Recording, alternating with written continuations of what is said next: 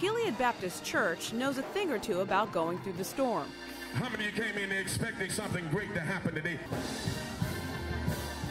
A freak tornado devastated the Atlanta church in 2008.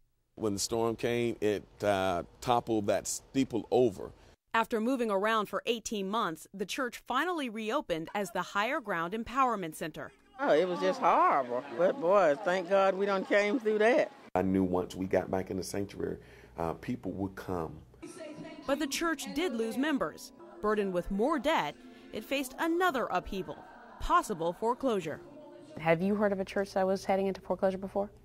No, this year has been very shocking to me. I believe that the banks are in business to make money, and understandable so, but when it comes down to the church, I think they need to look at it and work with them to ensure that that church stays in that community.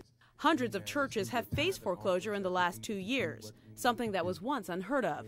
I know many of you have been stretching yourselves right through here because you know what we're up against. With their members facing higher unemployment and home foreclosure rates than their white counterparts, black churches are being hit especially hard in their tithing baskets. I will not hold the tithe.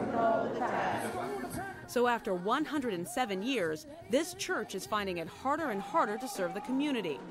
The pastor has even taken a pay cut. The tithes and offerings, that's how we're able to do the ministry that we do. And when the people don't have, they can't give like they normally give or want to give. For congregations then to have to come to grips with the fact that their sincere investments in the faith and in God are now being seized by banks, that can become a point of spiritual crisis for many.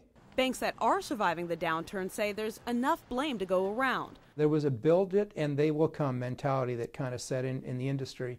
And the reality is that a lot of these churches, perhaps in part due to the economic downturn, did not grow into their debt as they anticipated that they would. The bank that holds Higher Empowerment's property said in a statement, quote, "We have worked closely with the church for more than 2.5 years to reach a resolution that would allow the church to continue to occupy the property," end quote.